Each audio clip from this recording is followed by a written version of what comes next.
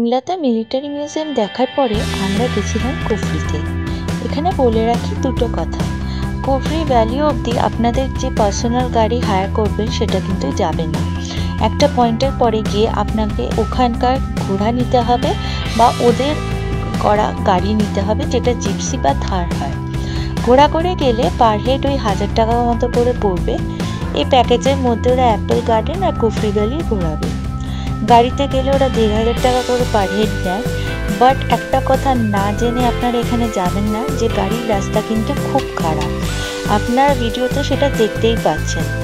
আমরা না জেনে গেছিলাম, বাট এই রাস্তাতে কোনো বাচ্চা বা বয়স্ক মানুষকে নিয়ে যাওয়ার কথা কোনোভাবেই ভাববেন না। কেউ থাকলে এরকম কেউ কুফরি কিন্তু অ্যাভয়েড করাই ভালো।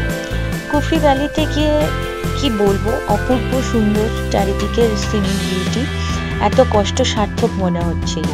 এখানে মেঘ আমাদেরকে ছুঁয়ে যাচ্ছিল।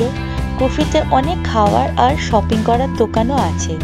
আর এই মেয়েটার মেইন অ্যাট্রাকশন হচ্ছে কিন্তু ইয়াকে ওটা ছবি তোলা বা ঘুরতে যাওয়া। অনেকে আবার এখানে ট্রেডিশনাল হিমাচলি ড্রেস পরে ছবিও তুলছিল। কুফরি থেকে আমরা জাখু টেম্পল দেখে তারপর লাস্টে সিমলায় মল রোডে এসে ডিনার সেরে হোটেলে গিয়ে দিনটা শেষ করলাম। দেখা হবে আবার আপনাদের সাথে নেক্সট ভিডিওতে। ভালো লাগলে প্লিজ লাইক, সাবস্ক্রাইব আর করবেন। আর কেমন লাগলো ভিডিওটা এটাও কমেন্টে জানাবেন। ধন্যবাদ।